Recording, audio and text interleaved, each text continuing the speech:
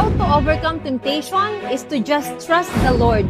Though we may be surrounded by our desires, by the pressure of this world, but stand firm and know that He is God. Remember that those who hope in God, hindi nabibigo.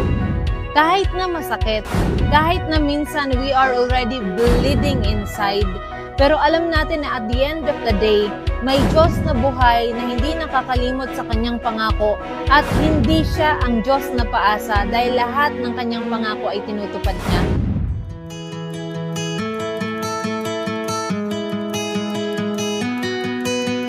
Hi everyone! Welcome to Kairos Moments. This is Belle. So right now, we praise and thank God for this opportunity. And we're here in Tagaytay for a holiday break. So maraming salamat for the good season, good health, and lahat ng good. Pinagpapasalamat natin sa Panginoon. And even in bad times, we thank God, we thank and praise God because alam natin na sa lahat ng season ng ating buhay, andyan lagi ang Panginoon. So join me in this episode. So, ayan, sinasamantala namin ang pagkakataon na holiday. So, pabatiin muna natin sila, ang aking mga kasama. Guys, say hi! Ayan. Hi! Hindi pala masyado nakikita. So, ayan. So, nagsiswimming na sila ngayon at mamaya ako. So, guys, okay. Kapit sa Diyos, hindi kapit sa patalim. We may be surrounded by temptation sa mundong ito, lalo na kapag sunod-sunod ang pangangailangan. So, pwede tayo mag-shortcut or pwede tayo dumaan sa maling daan or sa tamang daan. Life has so many options, pero piliin pa rin natin ang tama. So, how to overcome temptation is to just trust the Lord. Though we may be surrounded by our desires, by the pressure of this world, but stand firm and know that He is God.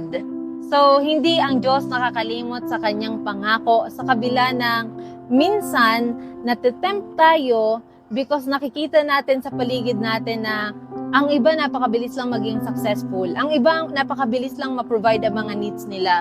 So, pwede tayo mag-option na manatili kung asan tayo manatili sa kung ano ang tamang gawin, and we're thinking that masyado atang matagal ang proseso at masyado atang mabagal na matugunan ang aking needs by standing to where we are right now and doing what is right, samantalang yung iba na nag-shortcut parang napakadali. But can I tell you this? Those who trust in the Lord will not be disappointed. So, minsan matagal, minsan lumilipas ang taon, na lagi na tayo nagdadasal. And to the point na may mga pangangailangan tayo sa family, and to those who are watching this, pwedeng may pangangailangan ka para sa anak mo, sa family mo, sa sarili mo, sa kapatid mo, lalo na kapag may mahal tayo sa buhay na nasa hospital. So, napakabilis lang ngayon na bumigay sa temptation at kumapit sa patalim. But remember that those who hope in God, hindi nabibigo. Kahit na masakit, kahit na minsan we are already bleeding inside, pero alam natin na at the end of the day, may Diyos na buhay na hindi nakakalimot sa kanyang pangako at hindi siya ang Diyos na paasa dahil lahat ng kanyang pangako ay tinutupad niya. Now, let me share this testimony. When I and my sister were studying nung college kami, grabe ang needs. Pangangailangan sa pambayad sa tuition namin, pang current namin, electricity, kasi every after 2 months, 3 months, napuputulan kami ng electricity, and pamasahin namin sa school, ambagan sa project, and also pagkain namin sa araw-araw because we are a product of a broken family. Pero I just praise God because may lola kami na nag-inculcate sa isip namin and sa puso namin na kahit anong mangyari, huwag kayong magkukompromiso. Dahil may awa ang Diyos. Buhay ang Diyos. Those are the two characteristics na laging sinasabi sa amin ng lola namin about kay God. May awa si Lord and may buhay na Diyos na hindi kami pababayaan at lagi lang kaming tumawag sa Kanya. So, growing up, yun ang lagi namin naaalala at yun ang lagi namin pinanghawakan at wag na wag gumawa ng masama, sabi ng lola namin. At yun din ang pinanghawakan namin na despite na nagugutom na kami, naputulan na kami ng mga kuryente, and in the midst of those needs, andun ang temptation, sasabay at sasabay talaga, that by just saying yes, parang akala mo yung mga problema mo, lalo na sa financial, masusolusyonan na. Kasi anyway, many are doing it. But I just really praise God na sa kabila ng nagutom kami, naputulan kami ng ilang beses ng kuryente, salamat sa Diyos because He sustained us na hindi namin kinailangan na kumapit sa patalim, kundi kumapit kami ng madiin, ng mahigpit sa Diyos. At nung time na kami na ang makakabitaw sa Diyos, ang Diyos hindi kami binitawan, ang Diyos hindi kami pinabayaan. So there are times also sa ating buhay, no? Lalo na kapag nag-struggle tayo, grabe na ang needs, grabe na yung problem, and we are about to give up. Minsan nga tayo pag-give up na tayo, minsan tayo pabitaw na. Pero alam niyo po kung gaano kabuti ang Diyos. Minsan bumibitaw na sa atin ang iba, pero ang Diyos patuloy tayo na hinahawakan. Ang Diyos patuloy tayo na hinayakap ng mahigpit para wag din tayong bumitaw. And God is telling us right now, hold on to your faith. Keep on trusting the Lord. And time will come.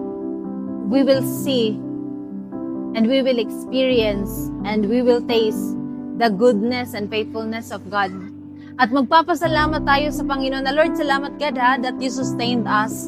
Nabuti na lang, Lord, grabe ang temptation nun ha. Lord, nagutom kami. Lord, na pwede na kami, Lord, mandaya sa business. Lord, na pwede na kami doon, Lord, mandaya sa trabaho. But God, you have been so faithful and you taught us how to be faithful also in our work, in our business, despite of our needs. And you taught us also, Panginoon, na lumaban ng patas sa buhay. At salamat, Panginoon, na tinuruan mo kami na mas lalong kumapit sa iyo, hindi sa patalim. Because ang pangako, ang pwedeng ipangako ng mga tao, pag nasa temptation na tayo, surrounded tayo ng mga needs, pwedeng mabigo. Pwede nga minsan paasahin lang tayo, pero ang Diyos na nangako sa atin, lumipas man ang panahon, lumipas man ang maraming taon, but the Lord who promised us is able to accomplish what He has promised. Because whatever na sinabi niya, no man can alter. And no man can stop the plans of God in our lives. And He will surely provide these people.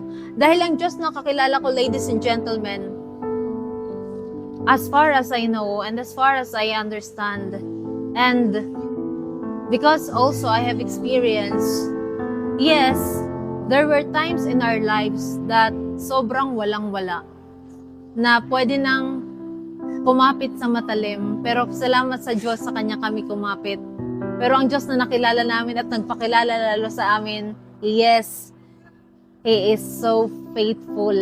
At buti na lang sa Kanya kami kumapit, hindi sa patalim. At hindi kami binigo ng Diyos na sinasamba natin. So salamat sa Diyos sa lahat-lahat. Kung ano man ang meron kami, it is because of the goodness and faithfulness of God. And to those who are watching this, you may be struggling right now. May pangangailangan ka, baka ang isa sa kapamilya mo na sa ospital. You do not know kung saan kukuha ng pera, but can I encourage you? The Lord will provide. Iiyak mo lang sa Diyos. Kumapit ka lang sa Diyos. You may be bleeding right now, pero hindi ka pababayaan ng Diyos. At pwedeng na hindi mo alam kung paano kayo magkakapatid makakapagtapos ng pag-aaral. Kung kami hindi pinabayaan ng Diyos at pinagraduate kami sa college ng Panginoon, ikaw pa kaya? So the Lord is so faithful at makakaasa ka lagi sa Panginoon. So you see, keep loving the Lord, keep trusting Him, and even serving God, serving others. So thank you and God bless. To God be all the glory.